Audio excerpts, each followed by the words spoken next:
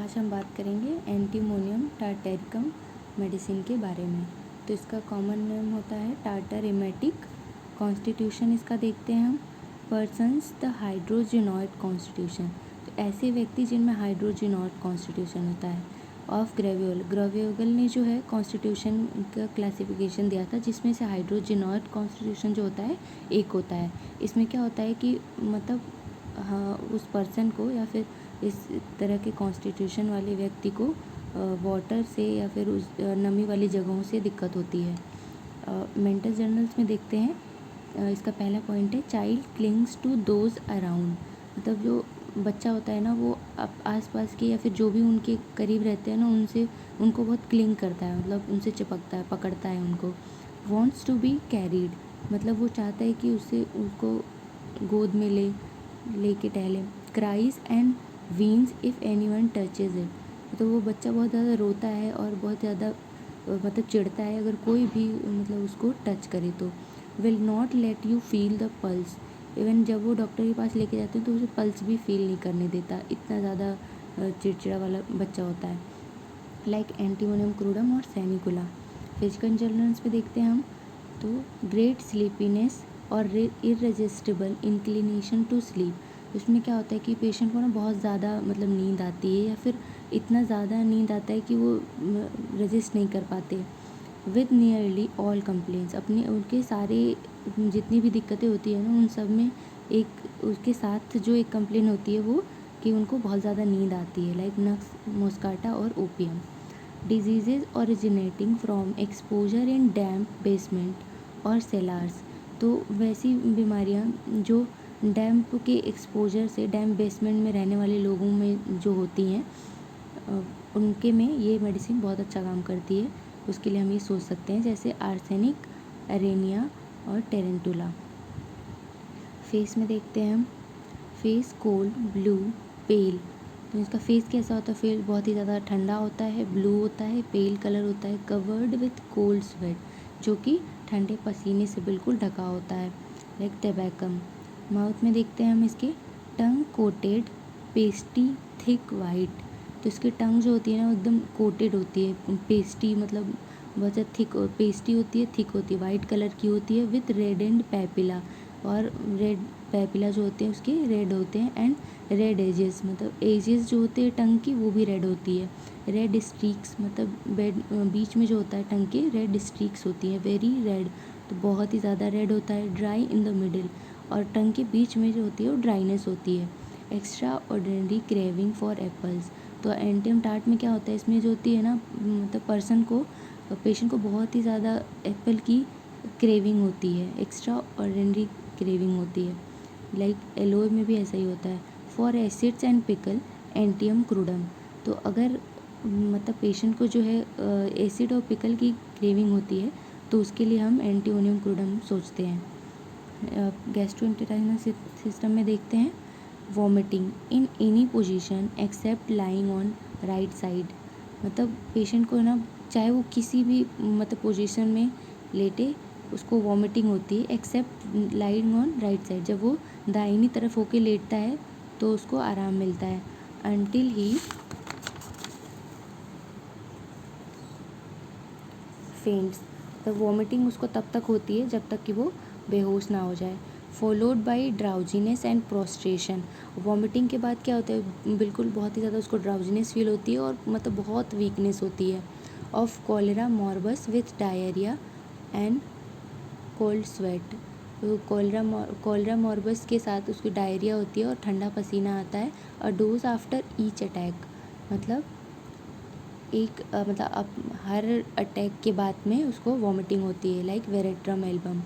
Respiratory system देखते हैं अब हम, through the pneumogastric nerve it depresses the respiration and circulation, ये न्यूमोगैस्ट्रिक नर्व के द्वारा ये जो होती है रेस्पिरेशन और सर्कुलेशन को सप्रेस करती है मेडिसिन, दस producing the key note of the remedy, इस प्रकार ये इस मेडिसिन का की नोट प्रोड्यूस करती है।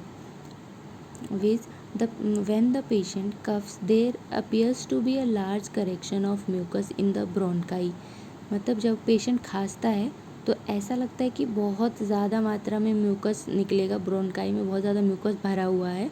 It seems as if much would be expectorated, ऐसा लगता है कि बहुत ज़्यादा म्यूकस बाहर निकलेगा, बट नथिंग कम्स अप, लेकिन कुछ भी बाहर नहीं आता है। Asphyxia mechanical as apparent death from drowning, तो इनमें एस्फिक्सिया कंडीशन कब कब होती है, तो मैकेनिकल एस्फिक्सिया होती है। ऐसा लगता है कि अभी मतलब डेथ, जो डूब के मरने से डेथ होगी। फ्रॉम म्यूकस इन ब्रोंकाई, जो म्यूकस में ब्रोंकाई में इतना म्यूकस भरा होता है उसकी वजह से एस्फिक्सिया हो सकता है। From impending paralysis of lung, जो लंग की पैरालिसिस हो जाए इस वजह से भी एस्फिक्सिया हो सकता है। From foreign bodies in the larynx और ट्रैकिया, या फिर अगर कोई फॉरेन बॉडी जो है लैरिंग्स या फिर ट्रैकिया में चली गई हो तो उसकी वजह से एस्फिक्सिया हो सकता है। विथ ड्राउजीनेस एंड कोमा, और उसके साथ साथ पेशेंट में ड्राउजीनेस या फिर कोमा में भी जा सकता है पेशेंट। चाइल्ड एट बर्थ पेल, जब बच्चे का जन्म होता है तो उस टाइम पे वो पेल होता है, ब्रीथलेस होता है, तो उसको सांस नहीं आती है। गैस्पिंग, मतलब बहुत ही ज़्यादा सांस उसकी रुकती है, उखड़ती है। एस्फिक्सिया नियोनेट्रम होता है। Relieves the death Ratle tarantula, मतलब एक तरह की पेशेंट जो बच्चा होता है ना उसके ऐसे बिल्कुल घड़घड़ाहट जैसी आवाज़ आती है, तो वो उस कंडीशन में हम एंटियम टार्ट के बारे में सोच सकते हैं। टेरेंटुला में भी सेम सिम्टम देखने मिलता है। इक्टरस विथ न्यूमोनिया में जो है उसको पेशेंट को इक्टरस वाली कंडीशन आती है, स्पेशली ऑफ राइट लंग, और खासकर राइट लंग में। In spring and autumn when damp weather commences cough of children get worse, spring के मौसम में या फिर ऑटम सीज़न में, या फिर जब उस मौसम में जब डैम वेदर आता है तो कफ बच्चों में और भी ज़्यादा वर्स हो जाता है। मोडेलिटीज़ देखते हैं इसमें हम, तो इसमें एग्रेवेशन होता है इन डैम्प, मतलब डैम्प वेदर में, कोल्ड वेदर से लाइंग डाउन एट नाइट, मतलब रात में लेटने से, वार्मथ ऑफ रूम में की जो गर्माहट होती है उससे दिक्कत होता है। Change of weather in spring, जो स्प्रिंग के मौसम में जो चेंज होता है उसमें इस पेशेंट की दिक्कतें बढ़ती हैं, जैसे काली सल्फ और नेट्रम सल्फ में। एम्बुलेशन देखते हैं हम इसमें, तो एम्बुलेशन होता है कोल्ड ओपन एयर से सिटिंग अपराइट, मतलब सीधा बैठने से उसको आराम मिलता है। और एक्सपेक्टोरेटिंग, मतलब एक्सपेक्टोरेट जो मतलब बाहर निकालता है ना, उसकी वजह से उसे रिलीफ मिलता है। लाइंग ऑन राइट साइड लेटने से आराम मिलता है, लाइक टबैकम। रिलेशन देखते हैं इसका, सिमिलर टू लाइकोपोडियम, ये लाइकोपोडियम के सिमिलर होता है, बट स्पेजमोडिक मोशन ऑफ एले is replaced by dilated nostril, लेकिन स्पेजमोडिक में जैसे कि लाइकोपोडियम में होता है कि एले नेजी का जो मोशन होता है, इसमें वैसा नहीं होता है। इसमें जो होता है नोस्ट्रिल्स डायलेटेड होते हैं। To veratrum both have diarrhoea, और जो ये एंटियम टार्ट होती है वो वेरेट्रम के सिमिलर कैसे होती है, क्योंकि दोनों में डायरिया होता है। Colic, vomiting, coldness and craving for acids, और दोनों में कॉलिक की पेन होता है, वॉमिटिंग होती है, और कोल्डनेस मतलब बॉडी ठंडी रहती है। क्रेविंग फॉर एसिड्स, मतलब एसिड्स की क्रेविंग रहती है। और टू आई पिकाक, मतलब ये एंटियम टार्ट जो है वो आई पिकाक के कैसे सिमिलर होता है, तो but more drowsiness from defective respiration, लेकिन ड्राउजीनेस इसमें जो है बहुत ज़्यादा रहती है क्योंकि रेस्पिरेशन जो है वो डिफेक्टेड रहता है। नोजिया रहती है, बट एम्बुलेशन आफ्टर वॉमिटिंग, इसमें क्या होता है कि वॉमिटिंग के बाद रिलीफ मिल जाता है। When lungs seem to fail patient becomes sleepy, जब पेशेंट का लंग जो होता है ना ऐसा लगता है कि फेल हो जाएगा, पेशेंट और भी ज़्यादा स्लीपी फील करता है। कफ डिक्लाइंस और सीजेज, तो कफ जो होता है वो कम हो जाता है या फिर रुक जाता है। इट सप्लेंट्स आई पिकाक, तो ये आई पिकाक की तरफ संकेत करता है।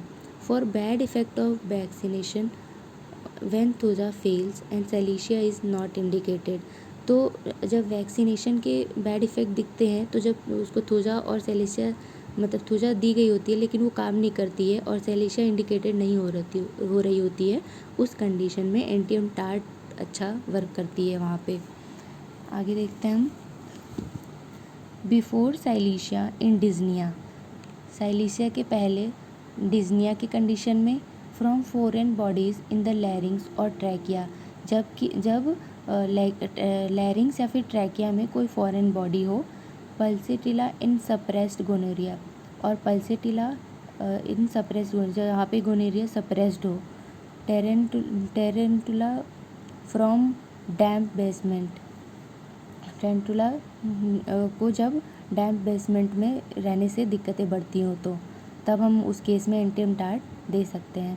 Children not easily impressed when antim tart seems indicated in cough require hepar. Children जो होते हैं जब आसानी से सही नहीं होते हैं एंटियम टार्ट देने से, तो ऐसा लगता है कि उनको जब कफ में इंडिकेट होता है बट वो काम नहीं करती, तो वहाँ पे हम हीपर सल्फ दे सकते हैं। Thank you.